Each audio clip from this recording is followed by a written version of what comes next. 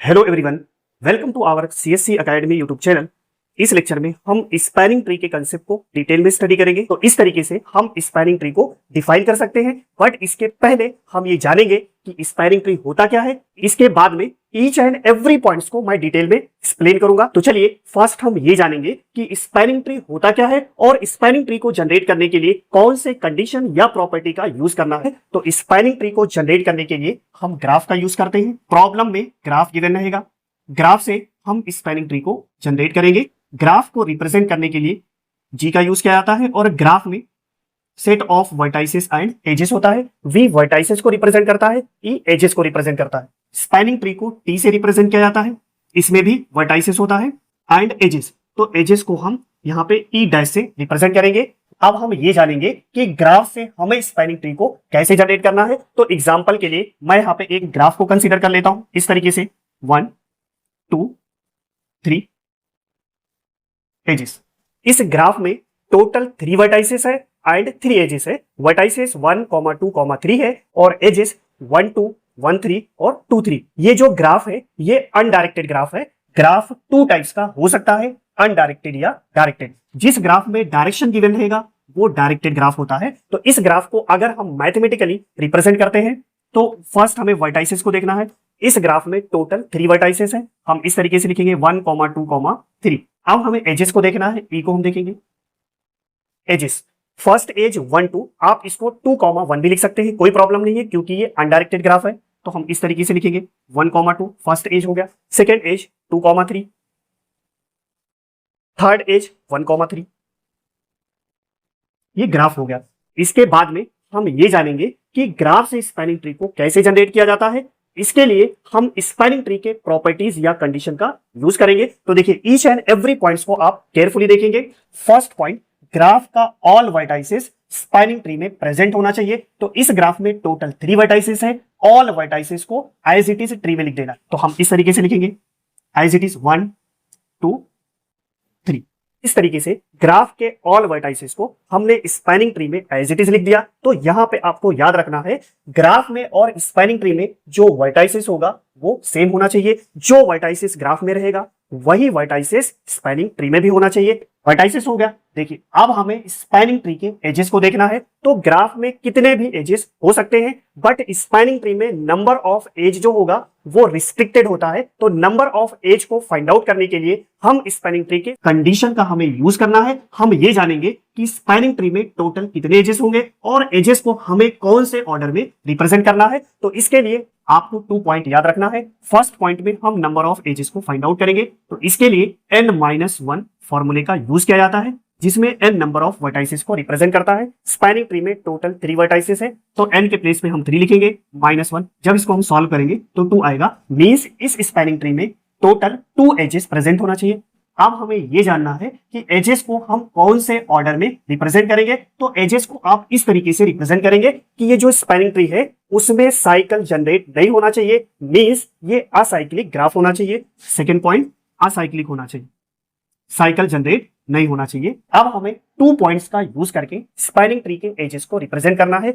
जो graph problem में given था उसमें टोटल 3 एजेस थे, जबकि स्पैनिंग ट्री में ओनली 2 एजेस आने चाहिए। स्पैनिंग ट्री के लिए हमें इस ग्राफ से 2 एजेस को सेलेक्ट करना है, बट कंडीशन याद रखना है जो स्पैनिंग ट्री होगा वो असाइक्लिक होना चाहिए। तो हम किसी भी 2 एज को सेलेक्ट कर सकते हैं और जो स्पैनिंग ट्री होगा वो कनेक्टेड भी होना चाहिए। तो एग्जांपल के लिए मैं इस वाले एज को सेलेक्ट कर लेता हूं इस तरीके से और 1, 3 को सेलेक्ट कर लेता हूं। ये स्पैनिंग ट्री हो गया। हमें चेक करना है कोई साइकिल तो प्रेजेंट नहीं है, नो। तो हमें इस तरीके से ग्राफ का यूज करके स्पैनिंग ट्री को जनरेट करना है। अब हम ये जानेंगे कि किसी भी ग्राफ के कितने पॉसिबल स्पैनिंग ट्री जनरेट हो सकते हैं। तो इस तरीके से हमने स्पैनिंग ट्री को जनरेट किया, ये फर्स्ट हो गया। अब हम ये जानेंगे क्या इस ग्राफ से और भी स्पैनिंग ट्री जनरेट हो सकता है। तो हम चेक करेंगे second example.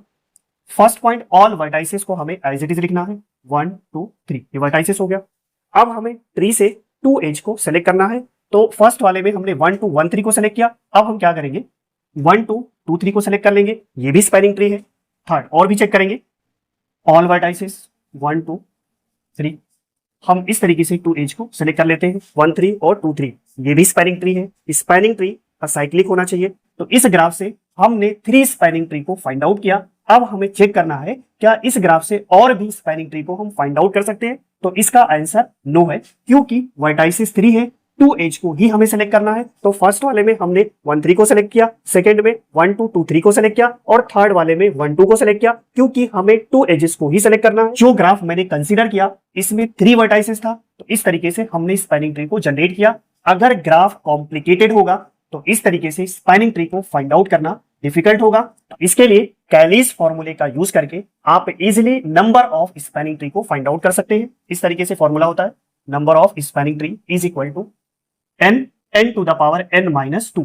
n number of vertices को रिप्रेजेंट करता है। जैसे इस प्रॉब्लम में 3 वर्टाइसेस था, हम यहाँ पे 3 पुट करेंगे, 3 n के प्लेस पे 3 माइनस 2, इसको सॉल्व करेंगे, 3 माइनस 2 क्या आएगा, 1 आएगा। 3 to the power 1, 3 possible spanning tree generate होना चाहिए। First spanning tree, second spanning tree और थर्ड स्पैनिंग ट्री। अगर कंप्लीट ग्राफ नहीं है तो इसके लिए नंबर ऑफ स्पैनिंग ट्री को कैसे फाइंड आउट करना है, इसके लिए किरचॉफ थ्योरम का यूज करके आप नंबर ऑफ स्पैनिंग ट्री को फाइंड आउट कर सकते हैं। अब हमें स्पैनिंग ट्री के ईच एंड एवरी पॉइंट्स को देखना है। First point, it is a technique to generate tree from graph is called as spanning tree. Spanning tree को जनरेट करने के लिए हम ग्राफ का यूज करते हैं और ग्राफ पे कंडीशन को अप्लाई करके हम इस ट्री को जनरेट करते हैं। तो ये क्या हो गया, ये टेक्निक हो गया। It is a technique to generate tree from graph is called as spanning tree. First point हो गया। अब देखिए यहाँ पे सेकंड पॉइंट देखेंगे, all vertices present in a graph also present in spanning tree. Graph का ऑल वर्टाइसेस स्पैनिंग ट्री में present होना चाहिए। इसमें भी ऑल वर्टाइसेस प्रेजेंट है, यहाँ पे भी और यहाँ पे भी प्रेजेंट है। तो ये कंसेप्ट समझ में आ गया। अब थर्ड पॉइंट देखना है, number of edges in spanning tree is n-1।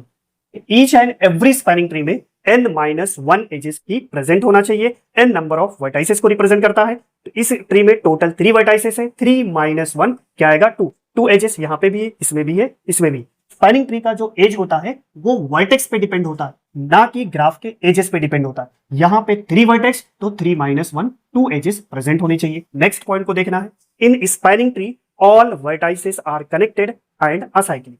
Spanning tree में ऑल वर्टाइसेस रीचेबल होना चाहिए, कनेक्टेड होना चाहिए और असाइक्लिक होना चाहिए, मींस साइकिल जनरेट नहीं होना चाहिए। अगर इस ग्राफ को देखेंगे तो यहाँ पे ये साइकिल है, 1 2 2 3 3 1, ये साइकिल है। इस टाइप का साइकिल स्पैनिंग ट्री में अलाउ नहीं होना चाहिए, मींस कनेक्टेड होना चाहिए और असाइक्लिक होना चाहिए।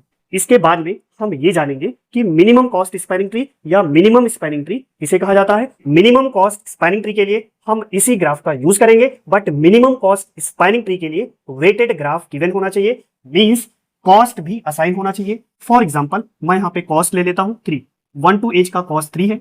आप कोई भी कॉस्ट ले सकते हो, यहाँ पे मैंने 2 ले लिया और ये 4 ले लिया। सेम वे से हमें स्पैनिंग ट्री को जनरेट करना है, तो इस तरीके से हम स्पैनिंग ट्री को जनरेट करेंगे। हमें वेट को भी ऐड कर देना है। तो 1 to एज को हमने सेलेक्ट किया, इसका वेट या कॉस्ट कितना है, 3, 1 3 का कॉस्ट 4, ऑल कॉस्ट को हम ऐड करेंगे, 3 + 4 क्या आएगा, 7 आएगा। नेक्स्ट सेकेंड स्पैनिंग ट्री को हमने जनरेट किया, हमें वेट को असाइन करना है। 1 2 का वेट या कॉस्ट 3 है, 2 3 2 है, कॉस्ट को हमें ऐड कर देना है, 3 + 2 क्या मिलेगा, 5 मिलेगा। नेक्स्ट वाले स्पैनिंग ट्री में कॉस्ट 2 है, 4 है, 2 + 4 ऐड करेंगे 6। मिनिमम कॉस्ट स्पैनिंग ट्री में हमें मिनिमम कॉस्ट वाले स्पैनिंग ट्री को सेलेक्ट करना है। मिनिमम यहाँ पे कॉस्ट 7 है, यहाँ 5 है और यहाँ पे 6, तो इसमें मिनिमम कॉस्ट कहाँ पे है, ये वाला। तो ये जो स्पैनिंग ट्री है इसका कॉस्ट मिनिमम है, इसीलिए इसको मिनिमम कॉस्ट स्पैनिंग ट्री कहा जाता है। इस ग्राफ में टोटल 3 वर्टाइसेस था, तो इस तरीके से हम easily minimum cost spanning tree को फाइंड आउट कर सकते हैं। बट अगर ग्राफ में n नंबर ऑफ वर्टाइसेस हो और अगर ग्राफ कॉम्प्लिकेटेड हो तो इस तरीके से मिनिमम कॉस्ट स्पैनिंग ट्री को फाइंड आउट करना डिफिकल्ट होता है। तो इस प्रॉब्लम को हम कैसे सॉल्व करेंगे, इसके लिए हम एल्गोरिदम का यूज करेंगे। मिनिमम कॉस्ट स्पैनिंग ट्री को फाइंड आउट करने के लिए 2 एल्गोरिदम का यूज किया जाता है, जिसमें फर्स्ट एल्गोरिदम है क्रुस्कल एल्गोरिदम और सेकेंड एल्गोरिदम है Prim's algorithm. Minimum cost spanning tree को डायरेक्ट फाइंड आउट करने के लिए क्रुस्कल्स और प्रिम्स एल्गोरिदम का यूज किया जाता है। आने वाले लेक्चर्स में हम क्रुस्कल एंड प्रिम्स एल्गोरिदम के कंसेप्ट को डिटेल में स्टडी करेंगे। I hope spanning tree and minimum cost spanning tree का कंसेप्ट आपको समझ में आ गया होगा। तो मिलते हैं नेक्स्ट लेक्चर में। Thanks for watching, thank you so much.